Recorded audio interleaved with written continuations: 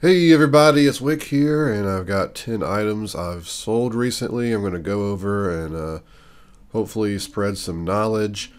I've said this before, but it gets harder to find 10 unique items to talk about because most of my items I sell are just like another board game I made $7 on, or some blank media I made like $10 on. You know, stuff that is always, being shown.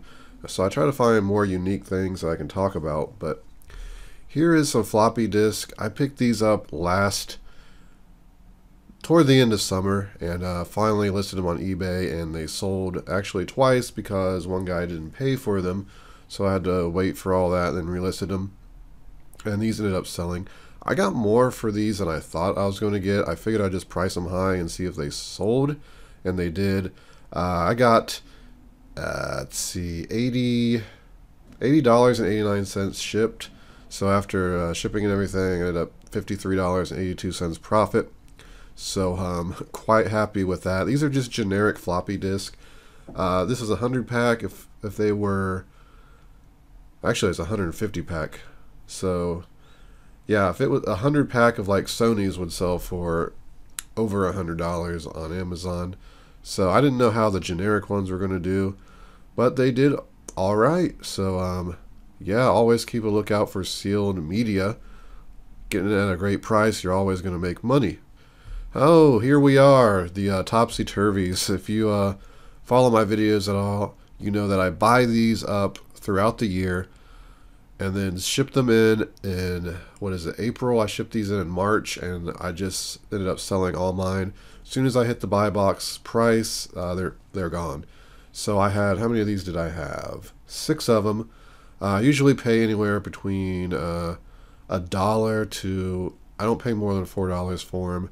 They're obviously new, but at springtime they jump up in price. See, right now they're $17.45, and that's low. I wouldn't sell mine for that.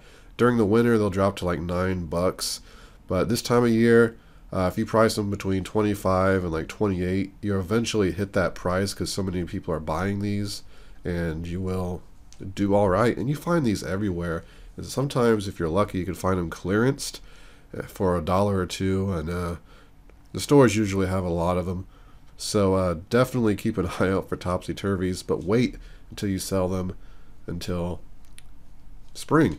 And I ended up selling all 6 of mine for $24.99, and I made $108.30 in the end. So well, I should say the sell price was $108. I didn't calculate how much I actually spent on them because, like I said, they're just varying in prices. I know I paid like 50 cents for one at a garage sale, and like I said, no more than $4. So really my profit's going to be like $80 to $90 depending on what I spent on them, which is fine by me. It's nice just to be able to find items like this that you know are going to sell, and buy them up with confidence and know you're going to flip them in the spring. I added this Sony micro cassette recorder to the list because the person who bought it was actually a old doctor of mine when I was a kid. Thought that was weird, and he even left negative feedback. Well, it wasn't negative, it was like a 3 out of 5. He said, like, I assume a power supply was supposed to come with this, something like along those lines, and I just, sent a thing to Amazon, and they removed it and took responsibility for the shipping, even though there's not supposed to be a power supply. Clearly stated in the condition notes, no power supply box or anything. Just a very good condition Sony micro cassette recorder. But yeah, Amazon removed that feedback, so that was cool. But it's just funny that this doctor, I remember the name. I'm not going to say the name, but it's kind of a unique name. And I heard it like, is that the doctor? Like, this was when I was a little kid. I had like a little tumor in my leg, and he was the one that treated that. So pretty random after all these years that he would buy a product from me off Amazon and then leave me some bad feedback. But in the end, it's all cool. But I ended up selling this for, I paid $10 for this at a thrift store, and I sold it for $94.95. It was in immaculate condition. These things have went up in price, the used ones, so keep an eye out for certain micro cassette recorders, especially Sony ones. But my profit in the end was $74.16. So definitely a good pickup there.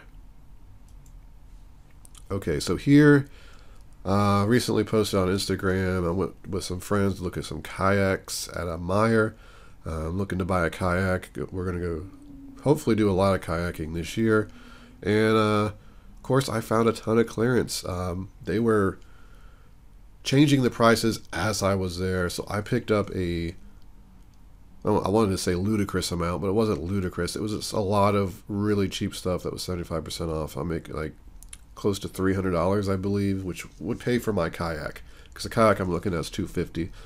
So that's pretty cool. But restricted on Amazon on these filters, so I had to price them a bit lower on eBay, but they all sold within a day. So maybe I priced them too low.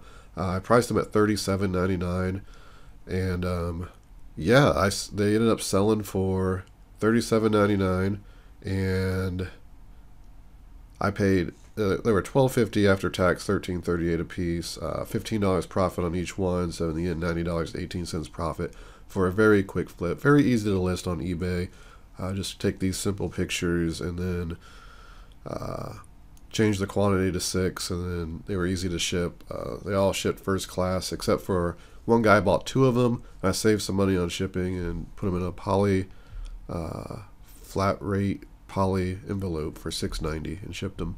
So yeah, awesome. Always look out for like filters and vacuum bags and unique stuff that people always need to buy for their products, because stores will sell these and then a new model will come out and then they get rid of these filters, but people still have the old model and they're going to look for them and always be ready to buy. So always look for that kind of stuff.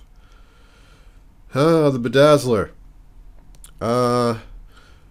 Got this at a Salvation Army, one I don't usually go to, but it was $4.99 and I ended up selling it for $64.99 for a profit of $45. You can see the picture's bad, the listing's bad. Obviously, somebody who made this is just an eBay seller, and they don't understand that you can't do that on Amazon, even though apparently you can, because it's still up and everyone's using this listing. So go figure. But it's actually a little bit more right now. Someone has it priced at. I didn't know if this was going to sell for that. It's one of those items. It's like, somebody just overpricing this. But in the end, it sold for $64.99. It sold pretty quick. I think it took about a week after it hit the fulfillment center. So, and this is something I walked past at first because I didn't even realize it was actually sealed. And I was looking like, it's kind of sealed. Actually, the funny thing is, mine had a little crease up there in the corner. So that one does too in the picture. But yeah, this is a great flip. $45 for an outdated Bedazzler. This is like 125,000 rank in arts and crafts category, which I don't know much about. So here was a good find at a Lowe's, and I found these at a couple of different Lowe's. They're just Husqvarna lawnmower blades, I believe, a 2-pack. So I ended up picking up a total of 4 of these for $3 and something, probably around $4 after tax. So very low price. There's no one selling them on Amazon. You see they're currently available right now as well. So I came in and priced mine at $39.99, and they sold quick. So I probably could have priced it maybe $49.99 or more. But before I really realized what had happened, they were gone.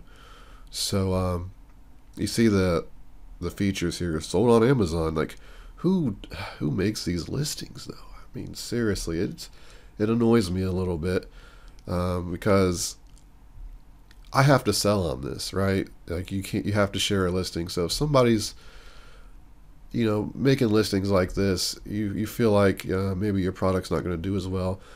Really though, like how fast these sold, if there's no one else selling them, and sure there's going to be people who look at this and be like, this is shady looking, I'm not going to buy from this seller or on this listing. But yeah, I just wish people would be a little bit more, follow the rules a bit more when they make the listing, and not put weird things like sold on Amazon. It's just, sorry, it just annoys me.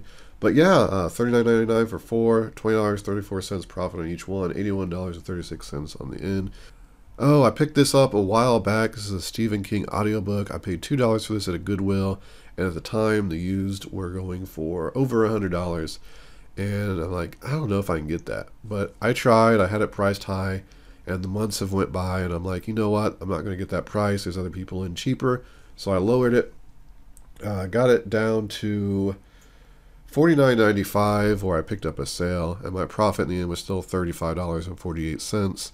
So everything that's priced really high on Amazon, you're not always going to get that price, but a lot of times you would. I would imagine if no one else came in and challenged me on this, then I probably would have got over $100 because somebody would have paid that. But since there's probably a ton of these in existence, it's just hard to get that price. These National Hardware yard lock gates, or gate latches, lockable ones.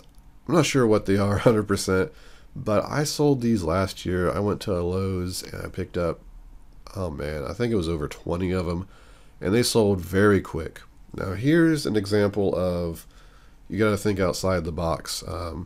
These things, before I bought them, they were clearance at about, I think 17 something, about $18 after tax, and that was a little high to buy them at $36.95 here, but I went ahead and checked, and the person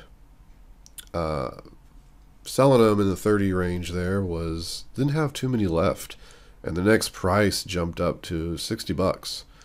So I went ahead and bought them, got them in, priced them at $59.99, and waited. And sure enough, you know, my price went to $59.99, and as soon as it did, I sold all of them, like in a day. So $59.99. I forget how many of these I had. I didn't write down. I think it was 8 of them I bought this time. It's weird that they clearance these like last year, and then there's a few select Lowe's that clearance some more this year. But yeah, last year though I got them for like $11. But anyway, like $22.10 profit each, and about $176.80 for a total profit on all of them I sold. So that's a huge difference. If I would have sold them at like this price, I would have made like a 50% return on my investment. But just looking at how many each person has, who the next seller is, and a lot of people, they might leave those because the profit would only be spending $18 maybe to make $7 or $8. A lot of people may look at those up and just be like, I'm not doing that. But if you look in a little deeper, you see that, oh, there's some profit to be made. Worst case scenario, you make a little bit of money instead of a lot of money. And I just added these because I had these for 2 years. I bought these at a Home Depot, and when I went to list them, the price was just like $7, and that's about what I paid for them. I actually did not write this one down, the totals, but I did end up selling these for $29.99. I paid around $7, so my profit in the end was probably about $15. But like I said, I bought these 2 years ago, and every time I do a shipment, every now and then I'd rescan them and be like, they're still, I still can't make any money on these. But that last time, I'm like, well, the price is a lot better, so I went ahead and sent them in, and priced them at $29.99, and they sold. So I did have to hold them for a while, but my point is, like, sometimes if you got the space and the money, just hold on to stuff and wait until the other people sell theirs. It's just you're gonna make more money that way. And then finally, we got the common under the cabinet stuff, the under the cabinet CD Sony radio. This one I picked up for $5 at a garage sale last spring. Finally got around to shipping this in to Amazon. Had the remote and the hardware and everything. It was in great condition, fully tested. I ended up pricing it at $99.99, and it sold quick, like in a day or two. So $74.68 profit in the end. And the thing about these under cabinet mounted Sony products is they're almost always worth picking up if you can pick them up at a decent price. Like if it doesn't have the remote, I probably won't try to sell it on Amazon, because I actually just had somebody, I sold a combo unit on Amazon, and they sent me a message saying, could you send me the remote and manual? Even though in my condition notes I clearly put does not include remote, manual, or box, or original box, and you know, I put all that in. So I have to go through and explain to her, like, yeah, this is how it works, and you know, I'm still going to offer to do like a partial refund so she can buy a remote. But if you just sell stuff on Amazon with the remote, you don't have to worry about that. But anyway, it's a great pickup and great money. And if you're at garage sales or even thrift stores, always look at anything under the cabinet because it can be valuable. But that's going to do it for this video. I hope you all enjoyed it. Hope you all learned some stuff. Please hit that like button.